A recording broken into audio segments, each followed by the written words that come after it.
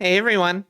So we're back again for another episode on the MadMiners server with me, Sophie. And we're back up here on the fourth floor. I promise this isn't going to be happening all the time. We're not going to be introing every single episode up here. I just had remembered in my hurry to finish up last week's episode, I didn't come up here and not delete, but knock off a few of these things that we did. So we did the sugarcane farm on the first floor, and we did our cactus farm. And I really got to say that cactus farm is working a charm, let me tell you.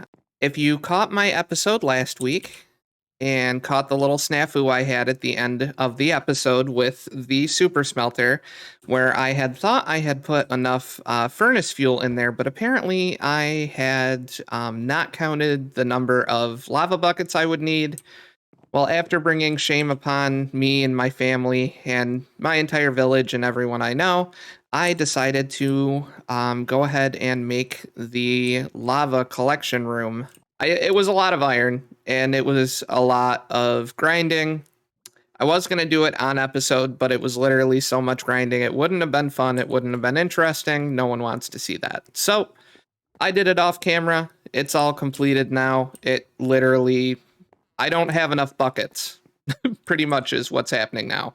And then I did a little decorating around here. I moved some of our stuff that was down there in the front yard up here, like our little auto furnace set up here. So yeah, I have that, my little workbench area with all the different things I might need. But yeah, I feel like I've rambled enough here in the beginning. What we're going to do is I'm going to segue into our next little bit.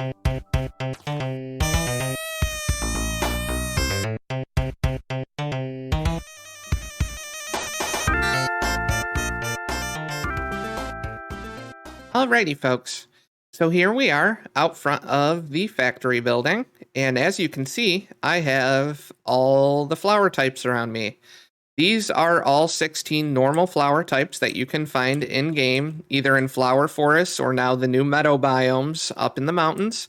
The only flower I am missing is the wither flower, or wither rose rather, which we can get by bringing mobs to where we're going to be killing a wither in the future and then collecting them that way. But for now, we have the other 16 types of dye, or we'll have the other 16 types of dye and the other 16 types of flowers. And the flower farm, we're going to do a big and small flower farm. And they're going to go right here in this space next to the sugarcane farm. And they should fit very snugly in here together. If they don't, I may end up consolidating it down into one farm. And then if I want to do small flowers or big flowers, I can just convert a certain part of it. And I figured flowers would be a nice addition. It's still cold, wet, and wintry here. So I figured why not bring some color into my life. As soon as I have the farm built up, we'll talk about it. So the flower farms are all finished. As you can see here, I tiled them together. So we have the single tall over here, and we've got the two tall over there. And all I did to tile them together is I put a repeater here to connect this section and then left the lever off on the one bit there. This is a pretty simple farm from JC Plays. He made it for 116 and 117, but it still works here in 118. It's a little bulkier, but it's more my jam. It's more the style that I like.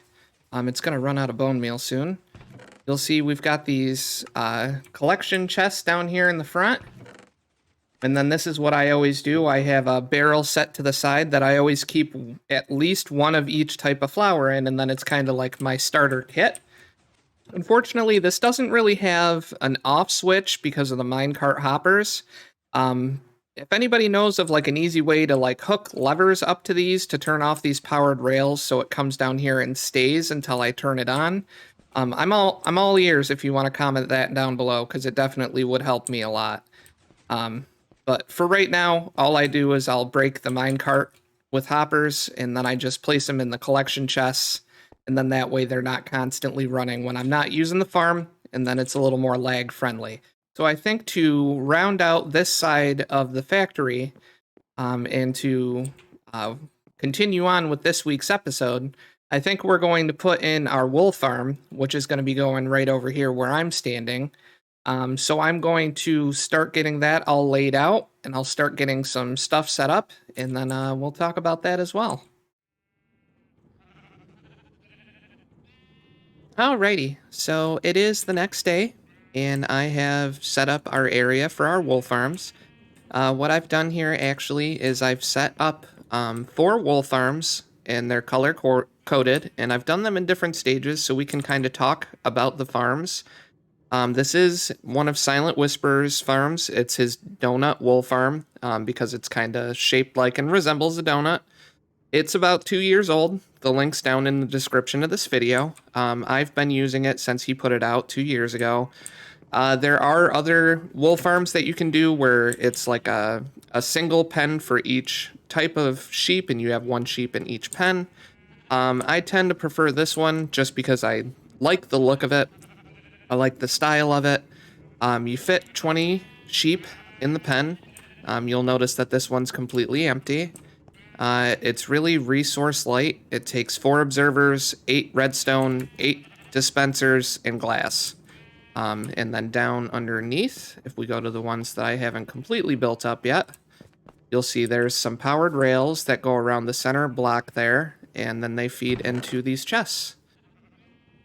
So I let the farms, or let the one farm, run for 8 hours yesterday just to kind of figure out what the rates would be. And I did the math. And after 8 hours, we've almost filled up this entire double chest. We get about 5 to 6 stacks of wool per hour, which works out to, I think, a couple hundred, several hundred. I don't know. I'm not good with math off the top of my head, but I know that it's effective. You don't want to put more than 20 sheep in the farm. You can put 18 and it still works pretty well. I find that 20 is a nice balanced number. And it gets me a decent amount of wool. So with these 4 farms, I should be getting a pretty steady supply of it. I've got the next 2 sheep over here. Silent suggests that you use a sticky piston and just simply move one of the dispensers out of the way to get the sheep down in the farm. With this one, is I built a dirt wall around the top of it, and I put 2 sheep on top of these. And then all I did was I kept breeding up the sheep, and as they bred up and got to be big sheep, I would kind of move the big sheep over this piston, or over this dispenser rather, and then I would just pull this lever and the full-grown sheep would fall down into the farm. And it was actually really time effective. It was an easy way to know that I was getting exactly 20 sheep in the farm and that I was getting the colors of dye that I want. I'm really stoked on all these farms I'm building and everything, and I really hope you folks are liking it too. Alrighty, everybody. So we have all the sheep dyed and all the sheep grown up, and I figured I would show you this part because it's honestly pretty hilarious.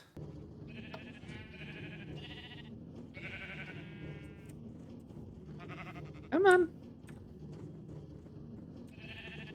There we go. There they go. Bloop, bloop. Come on. There we go. You just kind of use the sheep to push the other sheep in until there's only one left in there. 1 or 2. Yep. I have to manually push these ones in. In you go. You too. Come on. In you go. In you go. 1. Boop. There it is. 2 modules of the farm are done. I've got 2 more to go. Alrighty, everybody. So I figured while other Sophie is finishing the wool farm, I would show you what I have completed over on this side. This is our semi-auto cocoa bean farm. I don't necessarily know if it's like based on anyone's design. I just kind of threw it together in creative on my own. It uses pistons on the top and the bottom to move the logs up and down to shake the cocoa beans off, and then the water moves it down to the hoppers there at the end, and then all we have to do is go back through and put the cocoa beans on. I just have the redstone runs up. It uses 5 repeaters, 40 pistons, and then I think about 20 redstone to link the whole thing up. And then I just kind of have it running up this spire here and then back down this side. But I left this side exposed here so we could take a peek under the hood, but eventually that colored glass with the brown, yellow, orange, black, and light gray is going to wrap all the way around, and then we'll just have a little way to get in here to replant our cocoa beans. We'll press the button. There it goes. And then we just wait for it all to end up down here. This is 3 sets of logs. It gets us about a stack and a half of cocoa beans, I think, or a full stack. I can't quite remember. But yeah, it's a pretty nifty little design I threw together. I think it took 30 minutes for the cocoa beans to grow all the way up, and then all I do is I go back down through and I let the water push me down. Put them back on. Easy enough.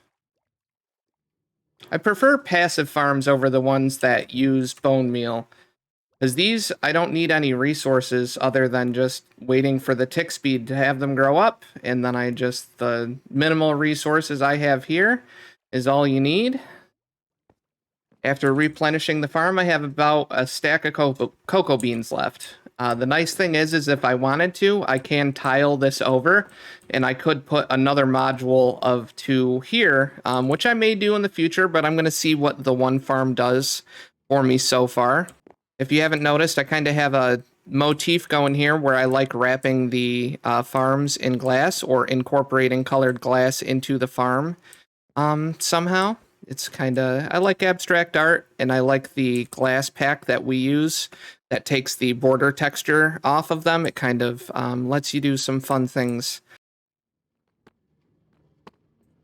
Alrighty, everybody, so we're a day later and not $1 short, but we have all 4 of our wool farms done.